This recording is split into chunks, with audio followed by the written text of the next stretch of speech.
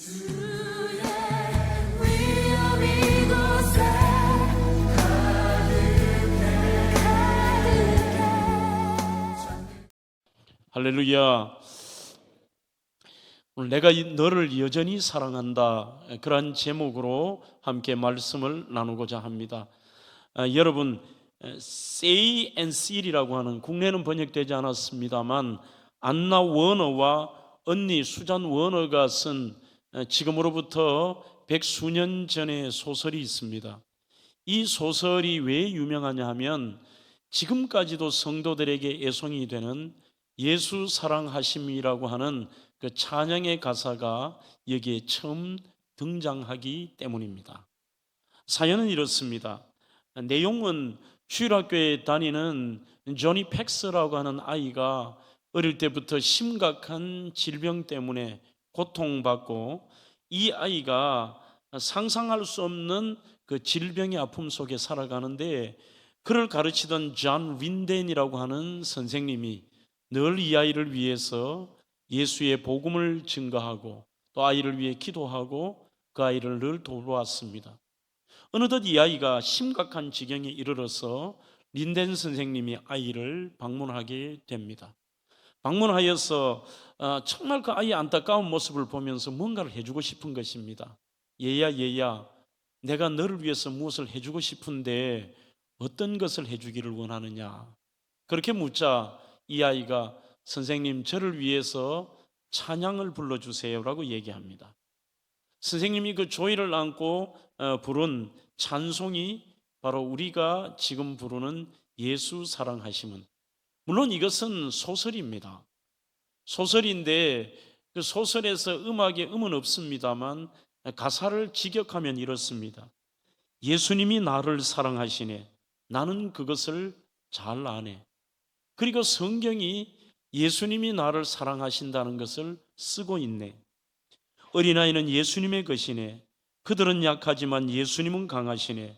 나를 사랑하신다는 것, 그것이 성경에 쓰여 있네. 조니야, 예수님은 어떤 경우에도 너를 사랑하시고 과거에도 지금도 영원토록 예수님은 너를 변함없이 사랑하셔. 그러자 이 아이가 이 선생님의 말씀에 맞아요. 예수님은 나를 끝까지 사랑하세요. 그리고 예수님은 나만을 사랑하세요 라고 그 고백과 함께 이 아이가 죽습니다. 그것이 바로 Say and Seal의 소설의 내용입니다.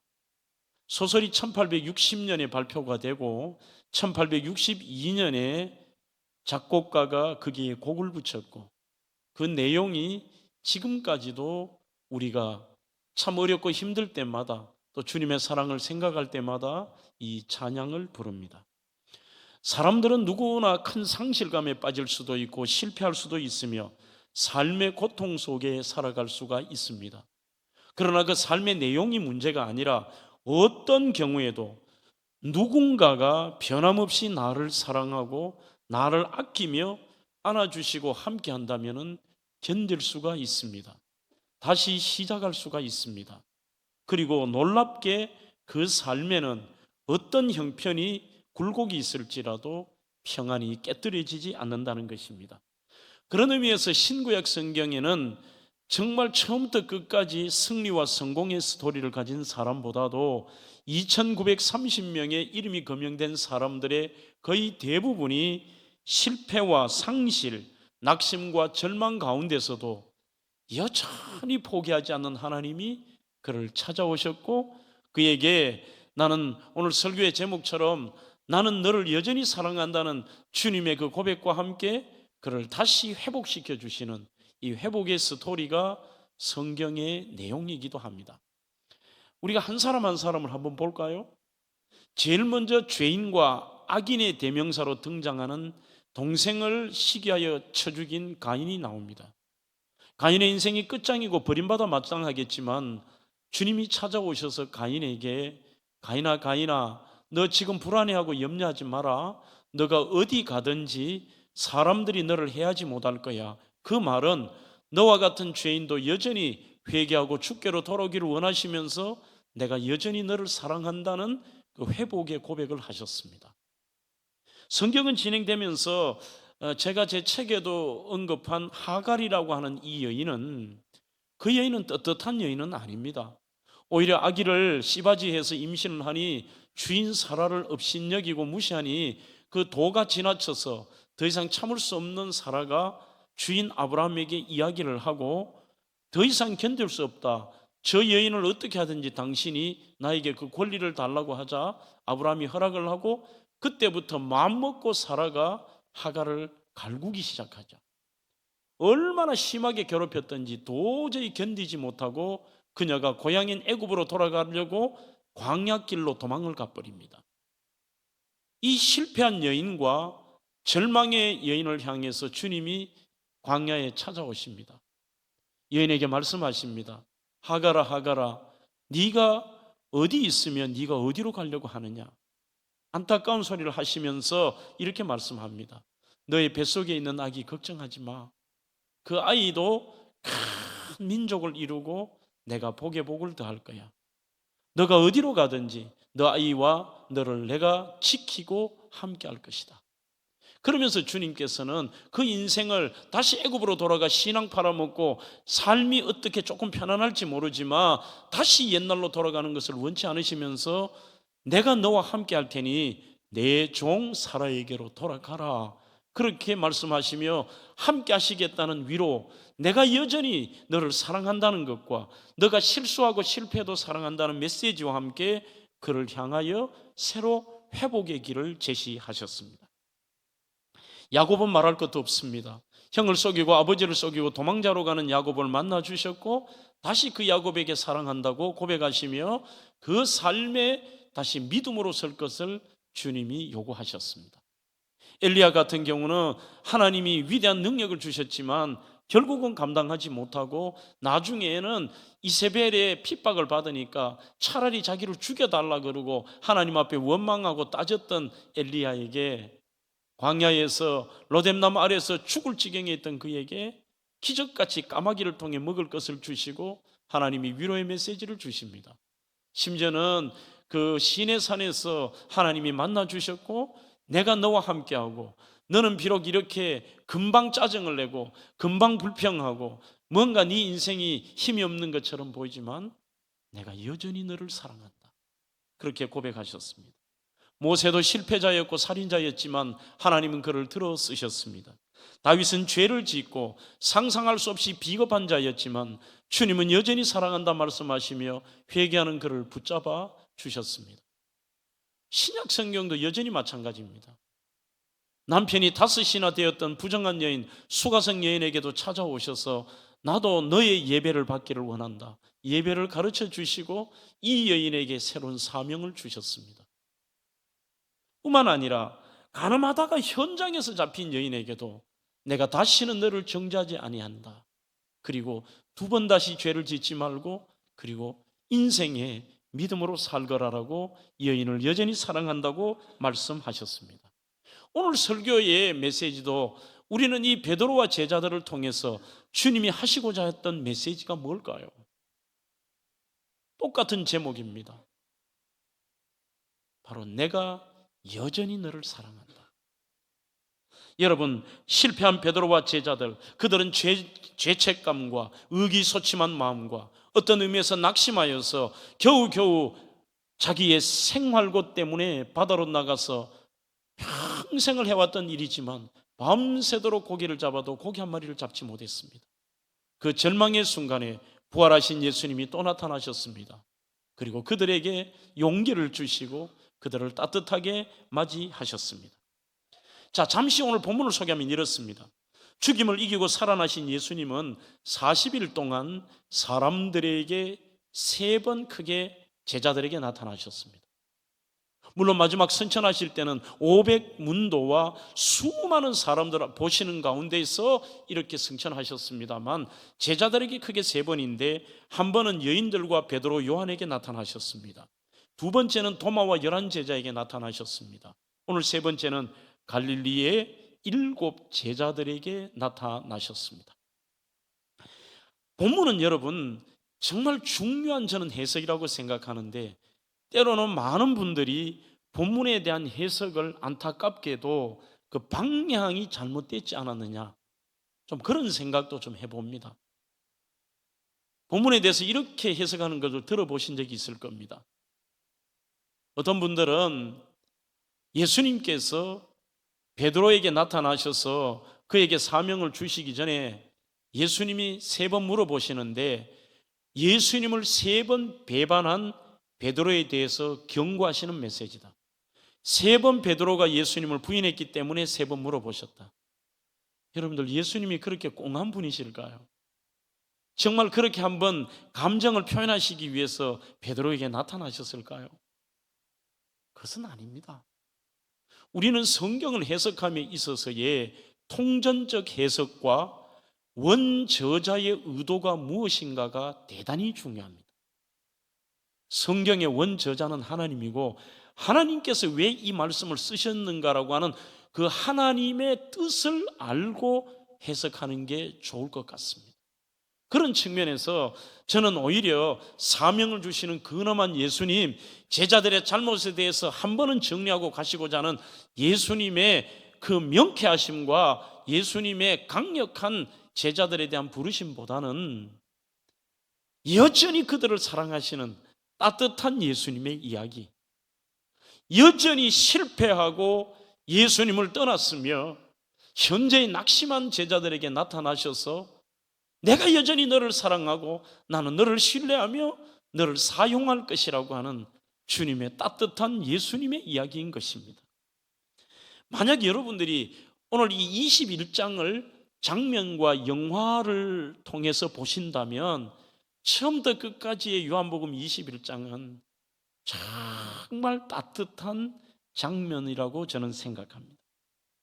세상에 살고 있는 우리와 함께 하시고 함께 웃고 함께 드시고 함께 우시는 그 주님의 부활하심의 모습입니다.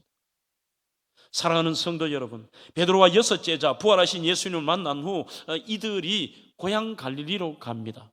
이유는 이미 천사들이 나타나서 갈릴리로 가라, 예수님이 거기 나타나실 것이라고 말씀하셨습니다. 주님 당신께서도 제자들에게 갈릴리로 가 있거라, 내가 그리로 가마라고 말씀하셨습니다. 이제 그 말씀 따라서 그전에는 낙심했지만 이제 예수님의 말씀을 붙들기도 하고, 그리고 그들이 고향 땅으로 가서 갈릴리에서 가버나움이 그의 살았던 터전 아닙니까? 여기서 시간이 지나면서 어느 날 어느 시에 모르게 주님 오시는데 무리한 시간을 보내지만 그들에게도 생활을 해야 되는 생활고에 쪼달립니다. 3년 만에 바다로 나갑니다. 오늘 예수님이 나타나신 그날은 밤이 새도록 그들이 노력했지만 한 마리의 고기도 잡지 못했습니다. 그 말은 자기뿐만이 아니라 가족들도 굶어야 되는 어렵고 힘든 형편입니다. 그런 형편에서 이제 그들이 새벽에 밤이 새도록 고기 한 마리 못 잡고 바닷가로 이렇게 나오는 상황입니다. 그때 예수님께서 그 현장에 오셨습니다. 하지만 제자들이 예수님을 알아보지를 못합니다. 얘들아, 고기가 있느냐라고 묻습니다. 대답을 하는데 고기가 없다고 얘기를 합니다. 그러자 그물을 너 오른편에 던지라고 얘기합니다. 두 가지 다가 현실과는 맞지 않습니다. 하나는 이미 시간에 따라서 고기에 있는 위치를 그들이 알고 있지만 가까이에 와서는 고기가 더 없습니다. 두 번째는 동일한 바다에서 작은 공간 속에 배가 크지도 않는데 오른쪽으로 던지라. 아니 지금 고기가 없는데 어느 한편에 고기가 있다? 이것도 아닙니다. 얕은 바다에서는 보입니다. 어쨌든 그들이 그 상황 속에서 그물을 던져 153마리의 고기를 얻고 만선을 얻어서 오는데 정신없는 상황에서 그렇게 얘기하는 동안에도 예수님을 알아보지를 못합니다. 그 중에 첫 번째에 알아본 사람이 오늘 성경에 보면 예수님의 사랑받던 제자라고 되어 있는데 요한복음에 요한 자신을 얘기합니다.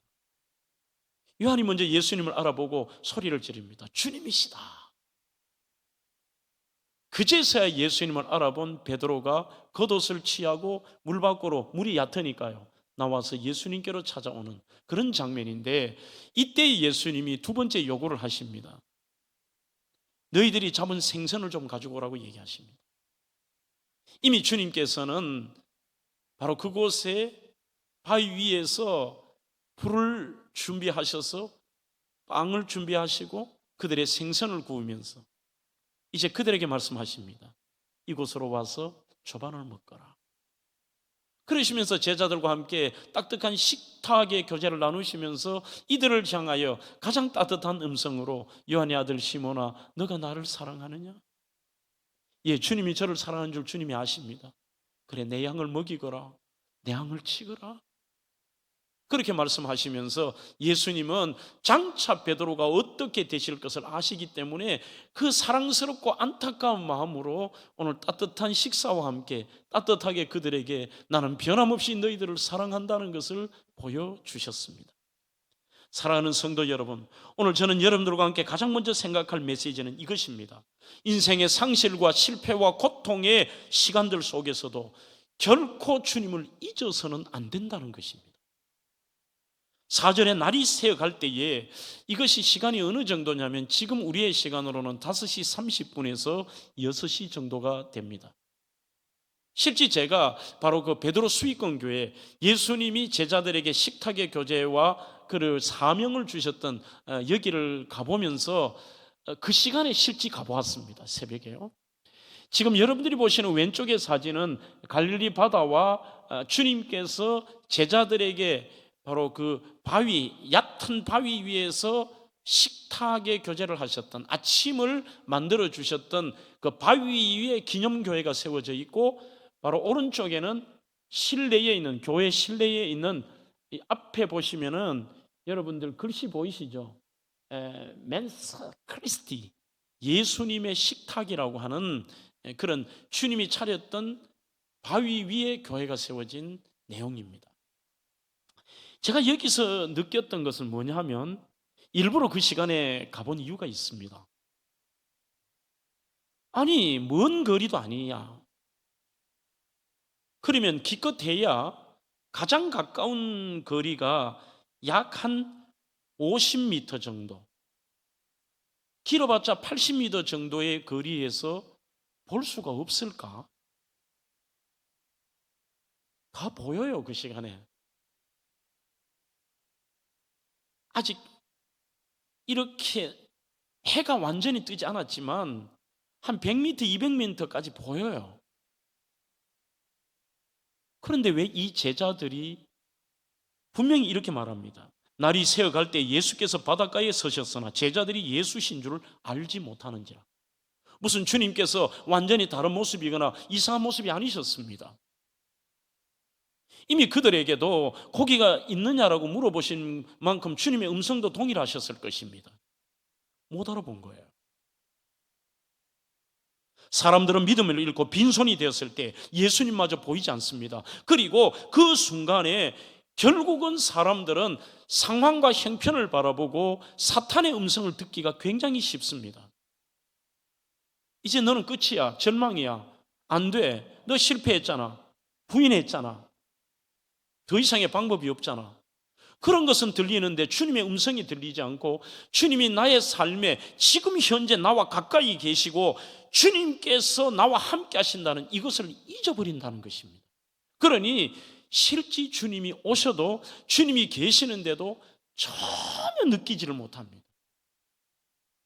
희한하게도 우리는 공간복음에서 그런 일들이 여러 번 나옵니다.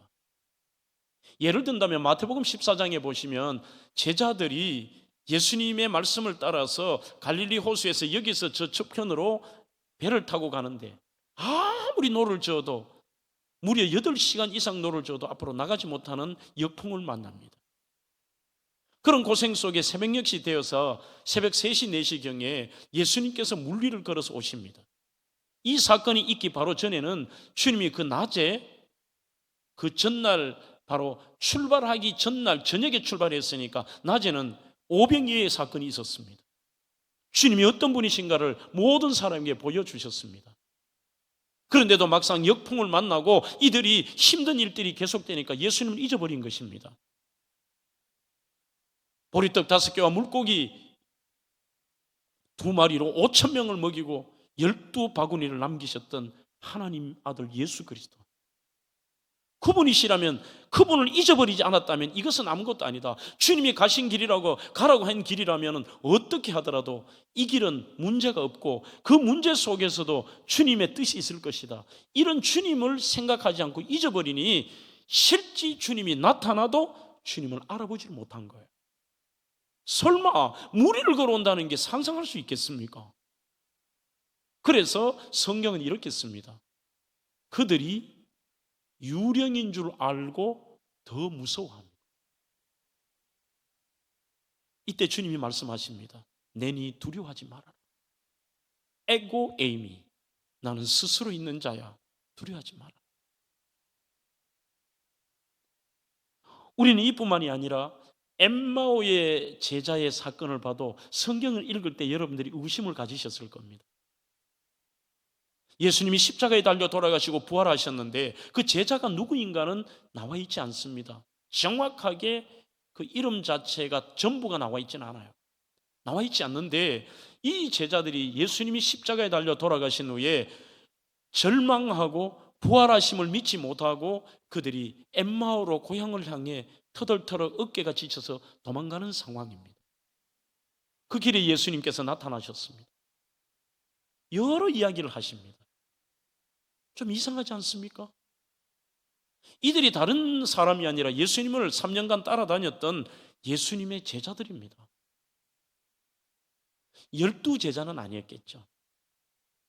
70문도도 있고 많은 분들이 예수님을 따라다녔는데 분명히 예수님을 가까이 따라다니고 그분의 음성을 듣고 그분이 하신 일을 봤는데도 이들이 예수님이 같이 가는데도 전혀 그분이 예수님인가를 몰라요. 그냥 내려가면서 이런저런 얘기를 합니다. 성경에 분명히 밝힙니다. 그들이 예수인 줄 알지 못하더라. 사람이 늘 집중하고 생각하고 거기에 내가 늘 마음을 두면 금방 압니다. 마음이 없으니까 옆에 있어도 모르는 거죠.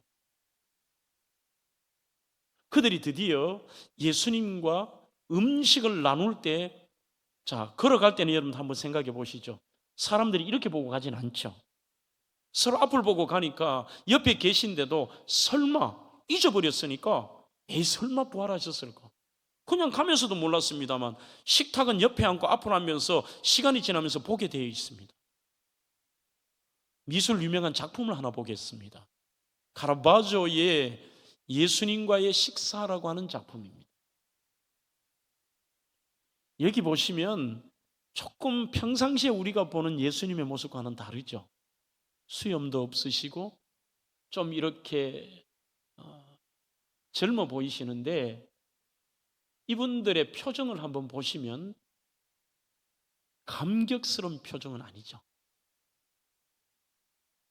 뭔가 미심쩍어하면서 어떤 분은 의자를 잡고 가만히 보고 있기도 하고 어떤 분은 이렇게 손 뻗치면서 뭔가 좀 이상하기도 하고 한 분은 가까이에서 이렇게 확인을 해요.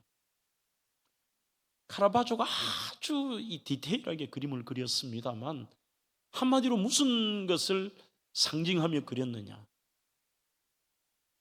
이들이 예수님과 같이 걸을 때도 그분을 잊어버렸고 알지 못했고 가장 가까이의 식탁의 교제를 나누면서도 여전히 의구심을 가지고 있습니다. 드디어 그 제자들이 예수님의 식탁의 교제 가운데 예수님이라는 걸 압니다. 그 이후의 삶들이 달라집니다. 절망하고 실패한 상황에서 고향으로 돌아갔던 엠마오의 제자가 성경에 보면 그들이 다시 돌이켜서 죽을 줄 알면서도 다시 예루살렘으로 갔더라고 말하고 있습니다. 우리가 실패와 어려움에 처해 있을 때 예수님이 더욱 가까이에 계심을 기억해야 됩니다. 5절에 예수께서 이르시되 얘들아 너희에게 고기가 있느냐 말을 건네십니다. 이 말씀은 너 괜찮느냐, 힘들지, 아프지 않느냐, 지금 고기 한 마리 없는 삶의 그 민생고의 문제도 주님이 알고 계시는 거죠. 지금 너희들이 밤새도록 고기 한 마리 잡지 못하면 어떻게 살아갈 건데 가족들은 어떻게 할 거냐. 참 안타까운 주님의 음성입니다. 본문은 참 가슴 따뜻한 내용이라 했습니다. 너무도 인간적으로 느낌을 받는 본문입니다. 부활하사 영광스럽고 거룩한 예수님께서 상당히 우리와 거리가 먼 거리감이 있을 뿐만 아니라 뭔가 우리가 범접할 수 없는 그런 분이라 생각할 때가 많습니다. 우리는 하나님을 생각할 때도 감히 우리가 범접할 수 없는 분이요, 그러니 그것이 하나님의 거룩하심과 하나님의 영광스러움을 우리가 드러내는 것은 당연한 이치입니다. 하지만 여기에서 중요한 것은 바로 그 하나님께서 우리와 함께 계신다는 것. 삶의 여러분들의 현장과 실패와 상실의 이 시간과 현장에 가장 가까이에 그분이 계시지만 우리가 이분을 느끼지를 못합니다. 그분을 잊어버립니다. 오히려 갈릴리 바다를 찾아와 만나주시고 조반을 챙겨주시는 모습, 그 이유가 뭘까요? 제자들은 늘 자기들이 필요할 때만 주님을 찾았습니다. 가장 힘들고 어렵고 그때는 문제의 함몰이 되어서 주님이 보이지를 않습니다.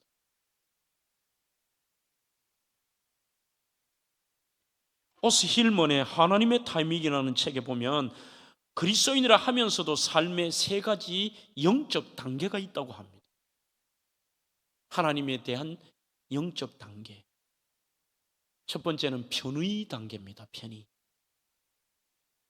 내가 필요할 때만 하나님을 찾는 단계입니다.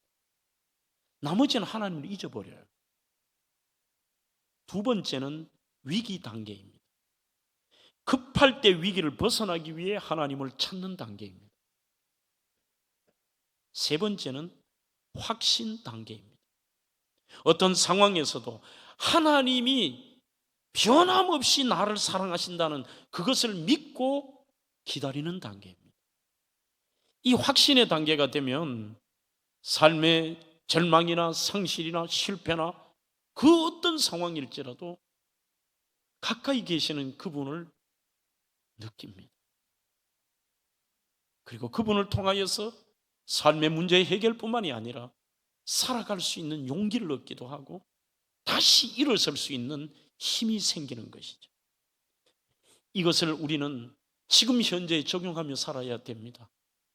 우리는 과연 이 시대를 살아가면서 크고 작은 문제 앞에 평상시에 내가 필요할 때, 내가 요청할 때는 그분을 기억하지만 혹시나 여러분들 사랑의 주님을 잊고 계시지는 않는지, 여전히 나를 사랑하시는 그분이 내 곁에 계시다는 것을.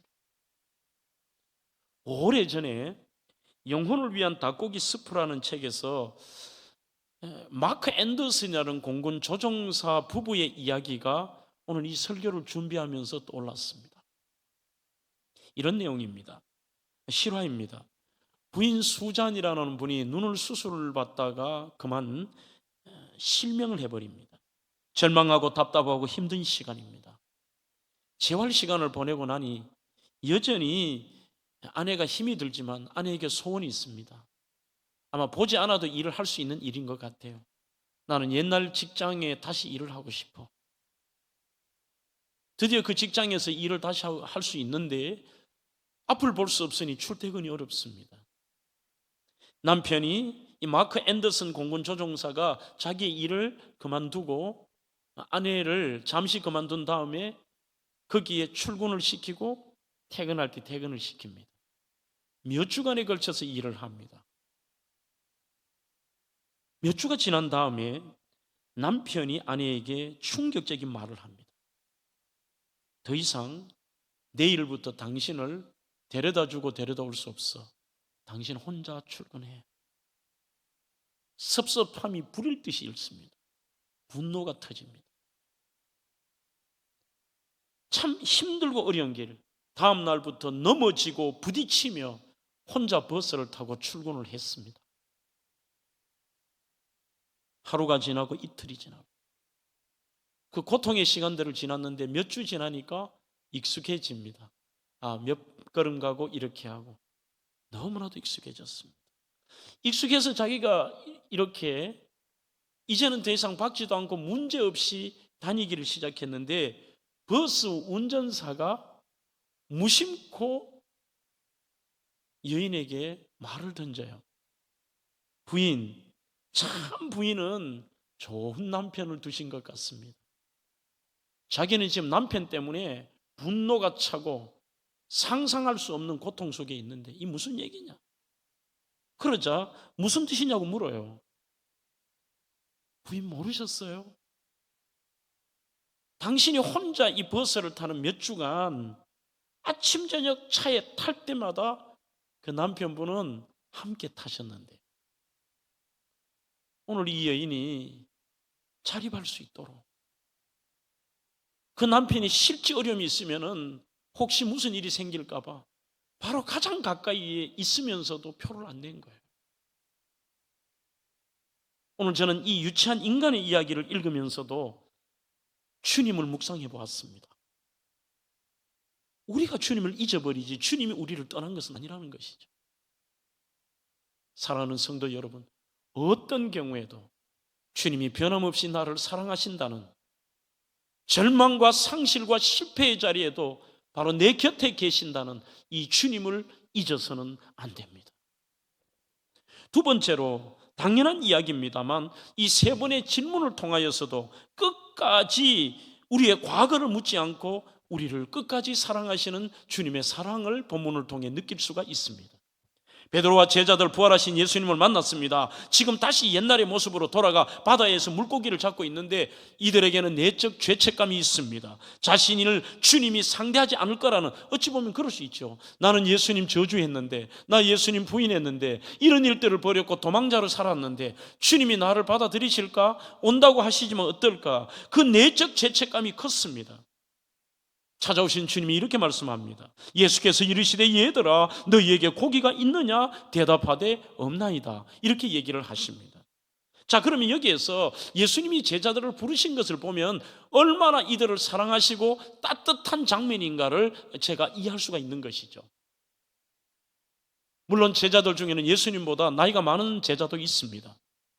그러니 단순한 한글 번역을 보면 예수님께서 스승이고 제자니까 얘들아 이렇게 권위 있게 부르신 것으로 하는데 그게 아닙니다. 영어 성경에는 friends라는 말을 씁니다. friends. 친구여서 friends라는 말이 아니라 가장 따뜻하고 친한 표현으로 쓰셨습니다.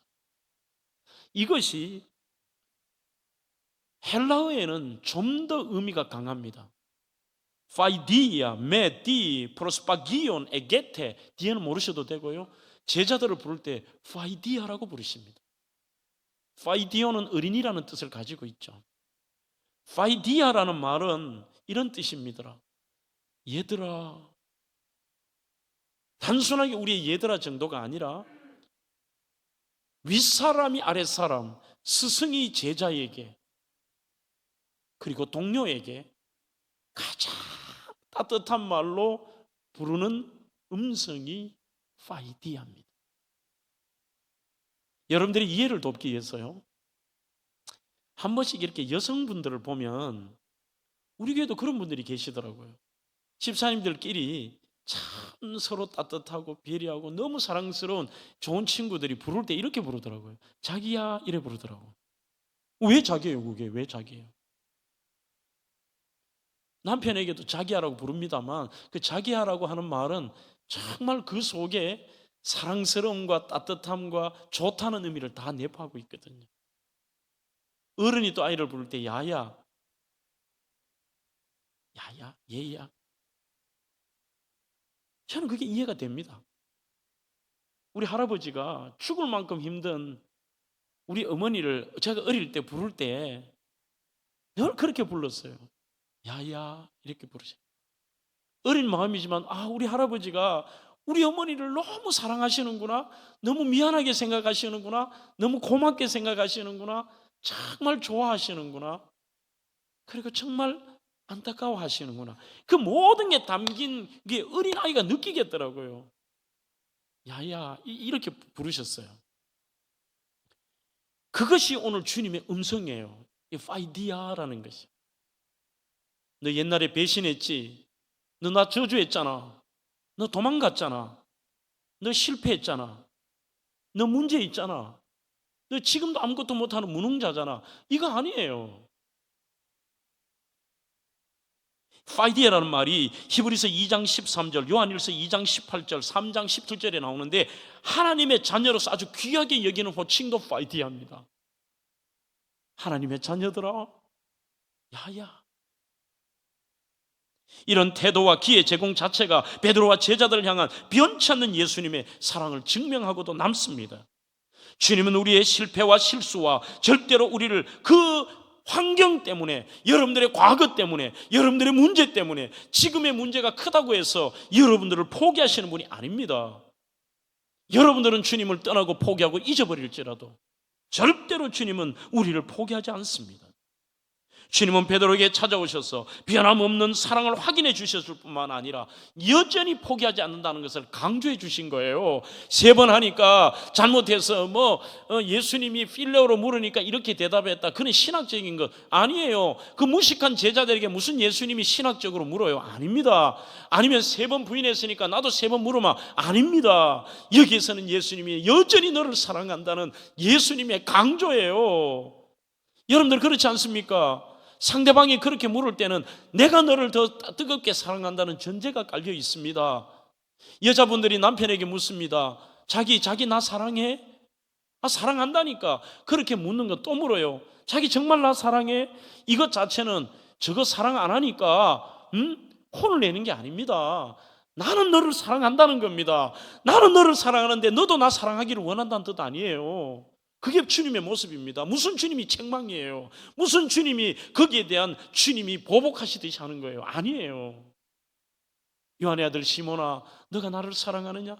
나는 네가 옛날에 실패했든지 네가 어떤 모습이든지 지금의 너의 모습이 보잘것없든지 그거 아니야. 나 여전히 너 사랑해. 나 여전히 너 사랑해. 그런데 너 나 사랑해? 아셔요. 주님이 조금은 흥분되어 있기도 하고 정말 안타까운 마음도 있는 것이에요. 그러자 그 마음을 아는 베드로가 고백합니다. 주님, 제가 주님 사랑하는 줄 주님 이제 아시잖아요. 그러자 주님은 회복의 메시지를 주십니다. 그것은 베드로에게 놀라운 위로입니다. 나 같은 사람 더 이상 쓰지 않을 거야가 아닙니다. 내 양을 먹여라. 내 양을 치거라. 내 양을 먹여라. 또 주님 물으세요. 나 너 사랑하는데, 나 너 변함없이 사랑해. 시몬아, 너 나 사랑하지? 예, 주님 사랑해요. 그래, 내 양 치거라. 성경은 뒤편에 읽지 않은 부분에 이런 게 나옵니다. 장차 정말 주님의 복음을 증가하다가 오늘 그렇게 주님의 영광을 위해 순교할 베드로를 아셨기 때문에 주님은 더 안타깝고 더 귀하고 더 사랑스러운 거예요. 회복의 메시지입니다. 이사야 49장 15절에도 하나님이 우리를 어떻게 사랑하시느냐? 여인이 어찌 그 젖먹는 자식을 잊겠으며 자기 태어난 아들을 긍휼히 여기지 않겠느냐? 그들은 혹시 잊을지라도 나는 너를 잊지 아니할 것이라. 그 다음에 말씀이 참 좋습니다. 내가 너를 내 손바닥에 새겼고, 주님께서 내가 너를 내 손바닥에 새겼고 너의 성벽이 항상 내 앞에 있나니. 주님의 관심이 우리 앞에 있고요. 늘 주님 앞에는 우리가 있는 것입니다. 주님의 손바닥에 우리의 이름을 새겼다는 거예요. 하나님이 끝까지 나를 사랑하시는데 감성, 의지의 영향이 아닙니다. 단순한 사상이 아닙니다. 여러분들이 그 사랑을 느끼는 체험이 중요합니다. 다른 것은 몰라도 하나님을 아는 이 사랑의 수준이 너무 낮은 거예요. 뭔가 기도의 응답을 금방 해주고 여러분들의 삶을 변화시켜주고 내 마음대로 내가 원하는 것을 이루어주면 사랑한다고 생각하지만요, 우리가 하나님의 사랑이, 그분이 나를 향한 사랑을 내가 생각하는 게 너무 낮다는 거예요. 이게 중요한 거예요, 여러분. 얼마 동안 신앙생활을 했다, 내가 무슨 성경 공부를 했다, 나는 어떤 직분을 받았다 하등 중요하지 않습니다. 진짜 그분의 사랑을 느끼고 내가 그것을, 때로는 연수가 짧고 문제가 있어도 끝까지 포기하지 않고 사랑하시는 그 하나님의 사랑을 우리가 아는 것이죠. 하나님의 사랑은 저와 여러분들에게 변함이 없습니다. 영원한 사랑, 한 예를, 사람 예를 통해서 하나 볼까요? 클린턴 대통령의 영적 멘토였던 타니 캠플러 목사님의 회복이라는 책이 있습니다. 여기에 보시면 한 기독교 대학을 다니는 여학생이 학교를 다니면서 부모님을 떠나 있으니까 얘가 거기서 진짜 허랑방탕한 생활을 했어요. 나쁜 남자를 만나서 그만 임신을 합니다. 불량한 남자 만나 임신도 하고, 이 딸의 불량한 행동과 문제들이 학교에 다 소문이 퍼졌습니다. 어느 날 이 여학생이 교목에게 찾아와 닭똥 같은 눈물을 흘립니다. 그리고 이 사연을 설명하면서 이제 임신해서 어쩔 수도 없는데 우리 아버지 아시면 쫓겨난다는 겁니다. 극단적인 상황까지도 가는 거죠. 부끄러워 살지도 못하고 교목이 아버지에게 전화를 합니다. 이런 말을 합니다. 이제 30초 동안 아버님이 정말로 아버지라 불릴 자격이 있는지 확인해 보겠습니다. 그리고 지금부터는 은혜와 율법주의의 대결입니다. 이런 말을 합니다. 그리고 그 30초 동안 딸의 현 상황을 아버지에게 이야기합니다. 허랑방탕한 생활, 나쁜 남자 만나고 임신하고 지금의 상황들. 그때 아버지가 눈물을 흘리며 고백합니다. 그 아이는 어떤 경우에도 제 딸입니다. 딸에는 여전히 사랑스러운 아이입니다. 저는 여전히 내 딸을 사랑합니다. 내 마음과 우리 교회는 언제나 딸의 자리가 있을 것입니다. 딸 아이에게 꼭 그렇게 말해 주세요. 여러분, 이것이 꼭 하나님이 우리에게 주신 메시지 같아요. 우리가 때로는 연약할지라도 내가 연약할수록 더 귀히 여기시고, 내가 실패하고 내가 문제 있어도 그 아이는 어떤 경우에도 제 자녀입니다. 그 아이는 여전히 나에게 사랑스러운 아이입니다. 저는 여전히 그 아이를 사랑합니다. 내 마음은 언제나 그 아이에게 있습니다. 사랑하는 성도 여러분, 하나님은 단순히 용서의 수준이 아닙니다. 베드로에게 사랑의 고백과 같습니다. 저는 남들이 어떻게 해석할지라도 저는 그렇게 해석하고 싶습니다. 요한의 아들 시몬아, 너가 나를 사랑하느냐라고 하는 이 주님의 메시지는 우리 바로 주님께서 어찌 보면 실패한 베드로에게 주신 예수님의 세레나데고 예수님의 고백이십니다. 내가 너를 사랑한다, 여전히 사랑한다는 고백이에요. 그리고 사명을 주십니다. 오늘 여러분, 여전히 주님이 여러분들을 사랑하신다는 거, 이거 잊지 마십시오. 마지막으로 간단하게 설명을 드릴 것은, 주님이 상실하고 실패한 제자들에게 나타나 조반을 먹으라, 아침을 먹으라고 말씀하시고, 이 제자들에게 그렇게 하신 모든 상황들은 부활의 소망을 주시기 위해서입니다. 예수님은 부활하신 후 이 땅에 머무르시는 기간은 40일이셨습니다. 그 기간 동안 주님은 제자들에게 나타나셔서 위로하시고 회복하시고 소망을 주셨는데, 오늘 또 6절 7절에는 삶의 기적도 일어나잖아요. 한 마리 고기 못 잡았던 제자들이 153마리를 잡습니다. 13절에는 식사를 하셨습니다. 14절에 이것은 예수께서 죽은 자 가운데서 살아나신 후에 세 번째로 제자들에게 나타나신 것이라. 그것은 바로 부활의 사실의 확증성입니다. 그냥 영혼이 떠돌아다니고 육신이 부활되지 않고 이런 게 아닙니다. 아니면 누가 모르게 부활했다, 그런 것도 아닙니다.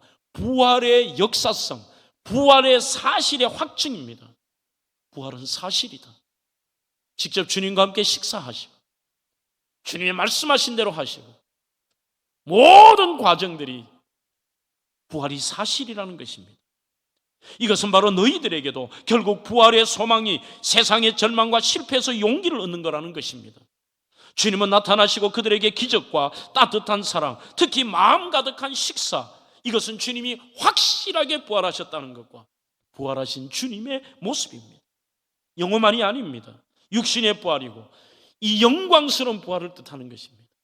육신의 부활, 여전히 식사하시고 여전히 이러한 모든 것들을 통해서 그들에게 부활 소망을 주신 것이죠. 부활 이후에 예수님은 시공을 초월하셨습니다. 문을 닫고 있는 제자들에게도 나타나셨습니다. 오늘 여기에 나타나셨습니다. 식사도 하셨습니다. 엠마오의 제자들과도 식사를 하셨습니다. 고린도전서 15장 17절, 그리스도께서 다시 사신 것이 없으면 너희의 믿음도 헛되고 너희가 여전히 죄 가운데 있을 것이요.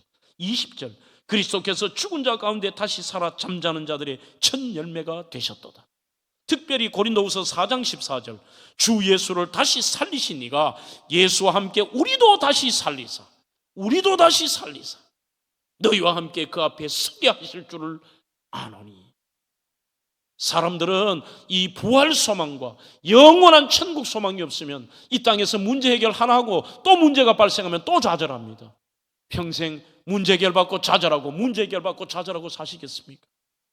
평생 초대교회 성도들은 고난이 계속될지라도 이 부활하신 예수님을 만나 부활의 소망이 있었기 때문에 그들은 견뎠습니다. 그들은 기다렸습니다. 그들은 기쁨으로 지냈습니다. 그들은 자족하며 살았습니다. 그들은 감사하며 찬양하며 살 수 있었던 것입니다. 천국 갈 때까지. 여러분, 카타콤의 사진을 하나 보여드리고 오늘 설교를 마치겠습니다. 로마의 변두리에 가시면 수십 개의 지하 공동묘지가 있죠. 그것을 우리는 카타콤베라고 부릅니다. 그 중에 갈리투스라고 하는 카타콤베에 들어가면 바로 저 그림이 벽에 있습니다. 눈치채셨겠죠? 숫자가 7명입니다. 오늘 바로 이 장면입니다. 베드로와 6 제자들, 예수님과 함께 식탁의 교제를 합니다.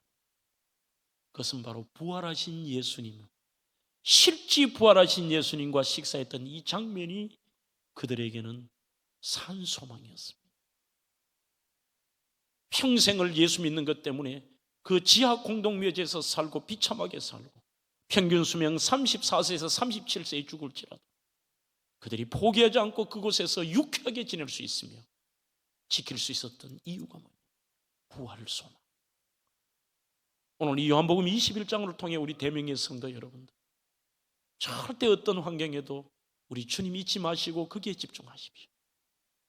변함없이 여러분들을 어떤 환경에도 사랑하신다는 주님의 사랑을 잊지 마십시오. 영원한 부활 소망으로 이 땅에서 다시 이 제자들처럼 능력 있고 은혜롭고 감사하며 살아가는 대명의 성도들이 되시기를 주의 이름으로 축원합니다.